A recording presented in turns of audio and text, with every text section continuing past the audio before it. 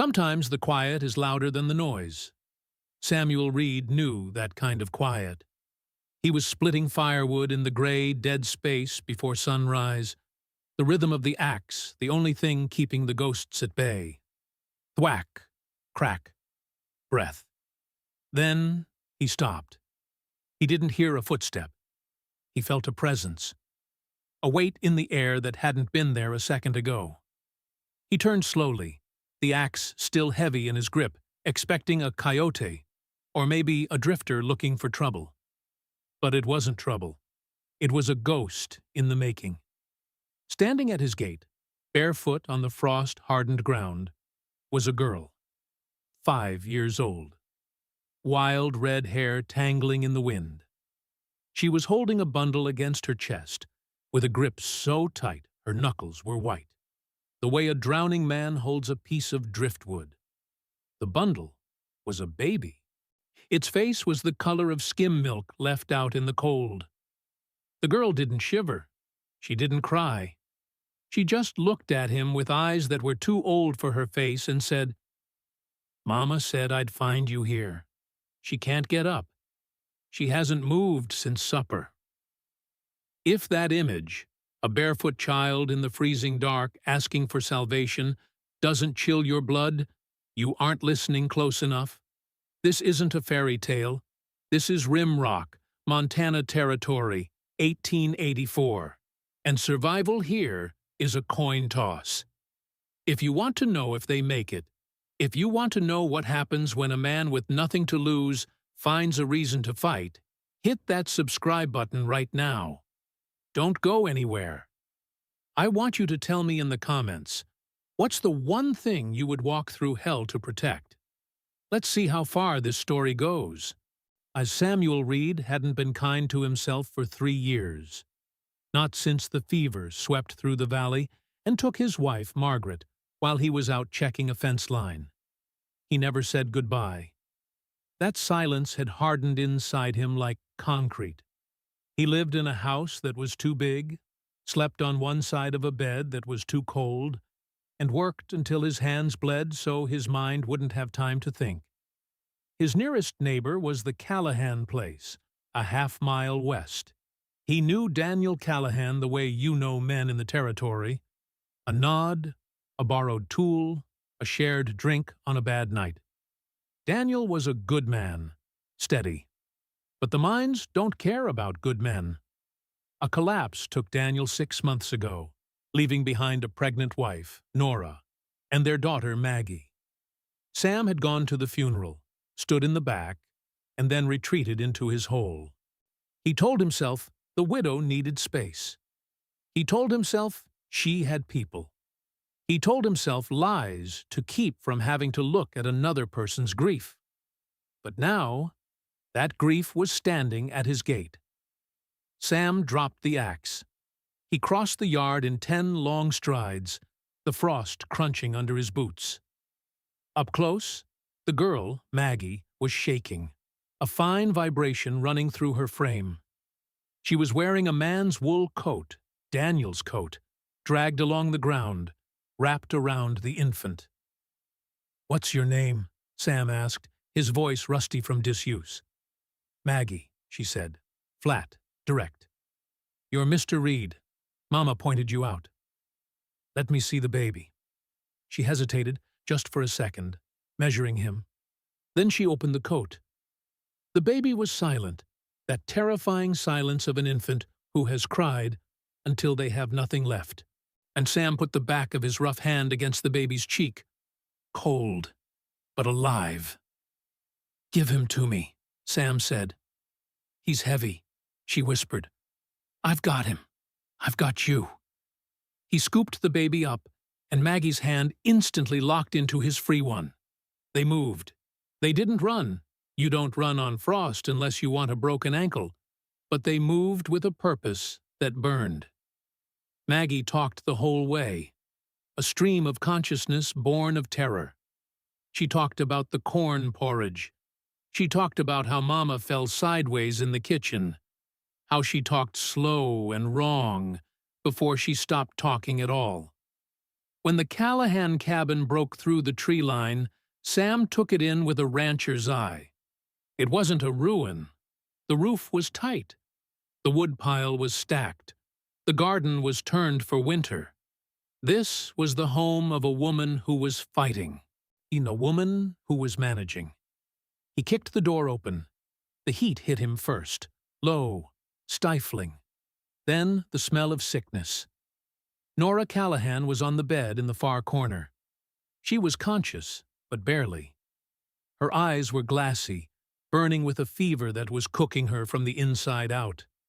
But when she saw Sam, and more importantly, when she saw the baby in his arms, the relief that broke across her face was physically painful to watch.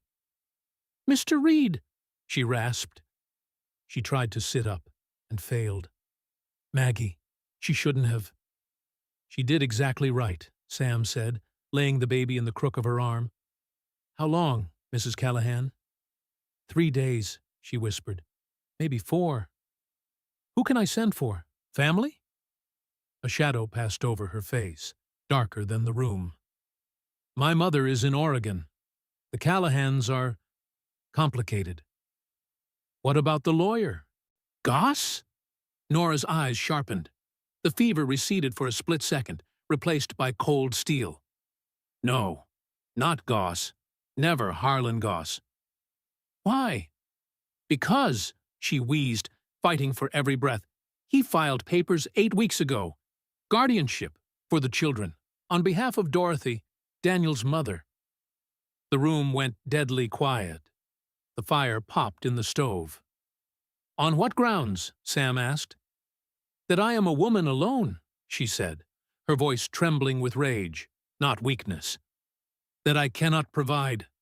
Dorothy wants the boy raised in a proper house in Billings. She wants the Callahan name. Goss told the judge, I'm unfit, because I have no male protection." Maggie, standing by the stove, spoke up. "She called me willful. She said, I need structure." Sam looked at this woman, burning up, starving herself to feed her kids, and fighting a legal war from her deathbed. "When is the hearing?" "February 15th. Helena." "Do you have a lawyer?" "I have a ledger," she said. She pointed a shaking finger at the floor. "Third board from the stove. Underneath." Sam knelt. He pried up the loose board. Inside, wrapped in oilcloth like a holy relic, was a book. He opened it. Columns, neatly written. Every egg sold. Every nail bought. Every penny accounted for since the day Daniel went into the mine. "I knew," Nora whispered. "I knew if Daniel died, they'd come for us. So I wrote it all down, to prove I could do it." Sam looked at the ledger, then at the woman. This wasn't just bookkeeping. This was a weapon. "I'm going to get the doctor," Sam said, standing up. "And then I'm coming back." "Why?" Nora asked. It wasn't a challenge. It was a genuine question. "So you haven't waved at a soul in 6 months. Why now?" Sam looked at the door, then at the girl who had walked through the dark. "Because she came to me. And the last time someone needed me, I wasn't there. I'm not making that mistake twice." He rode like a man possessed. He fetched Eleanor Marsh, the midwife and toughest woman in the territory. Eleanor didn't ask questions. She just packed her bag and rode. She stabilized Nora, got broth into her, and bullied the fever down. For the next 3 weeks, Sam Reed became a fixture at the Callahan place. He didn't ask for permission. He just showed up. He fixed the barn door. He chopped wood. He sat at their table and ate supper. And slowly, the ice around his heart began to crack. Not melt, just crack. But the town of Rimrock was small, and small towns talk. Harlan Goss, the lawyer, it was a shark in a cheap suit. He began planting seeds. Why is the widower over there? What kind of woman allows a man in her house so soon after her husband dies? Clearly, She's unstable. Sam walked into the general store one Tuesday and found Goss holding court. Goss smiled, that oily, sympathetic smile that makes you want to punch teeth out. "Sam," Goss said, "neighborly of you to help the widow. But be careful. People might get the wrong idea. It might hurt her case." Sam stepped close. He smelled of pine pitch and cold air. "Harlan, she has a ledger. She has 26 months of proof that she's a better manager than half the men in this room. And if you think a judge is going to take those kids because she got sick and asked for help, you're betting on the wrong horse." Goss's smile faltered. "She has no standing, Sam. And the deed transfer was informal. Daniel never registered it properly. The grandmother, Dorothy, has the money and the law." That was the blow. If the deed wasn't registered, the land wasn't Nora's. Sam rode back to the cabin. Nora was up, weak but standing. He told her what Goss said. "He's lying," she said, her hands gripping the table. "I went to the clerk myself. November 1882. A man named Weston Howard. He witnessed it. He stamped it." "Where is Weston Howard now?" Sam asked. "Transferred," she said. "Cascade County, 2 years ago. I'll find him." "Sam," she said, her voice catching. "Cascade is a 2-day ride through the pass. It's November, and the hearing is in a week." "Then I better leave tonight." She looked at him, really looked at him, and for the first time, the wall she had built around her own terror crumbled. She reached out and touched his arm. "Come back. Whatever happens, you come back." "I will." The ride to Cascade County was a brutal, freezing slog. The wind cut through Sam's coat like a razor. He slept in the snow, ate cold beans, and pushed his horse, Bishop, to the limit. He found Weston Howard in a dusty back office, a man buried in paper. Howard was a bureaucrat, a man of rules. When Sam told him the story, the widow, the shark lawyer, the missing deed, Howard didn't get emotional. He got angry, professional anger. "I remember her," Howard said, adjusting his spectacles. "She was smart, asked all the right questions, and I filed that deed in triplicate because I don't trust lawyers." He opened a drawer and pulled out a document. "I have the original copy right here." They rode back together. They arrived in Rimrock the morning of the hearing. The courtroom was the back of the land office, packed with curious townsfolk. Dorothy Callahan was there, looking severe in black silk, flanked by Goss and a woman from the Child Welfare Society who was taking notes on Nora's appearance. Nora sat alone at her table, the ledger in front of her. She looked small, vulnerable, until Sam walked in, shaking the snow off his coat, with Weston Howard right behind him. He sat down next to her. He didn't say a word. He just put his hat on the table, and Nora Callahan sat up straighter. Goss started his opening statement. He was smooth. He talked about the best interests of the child. He talked about how tragic it was that a woman should be burdened with a ranch she couldn't handle.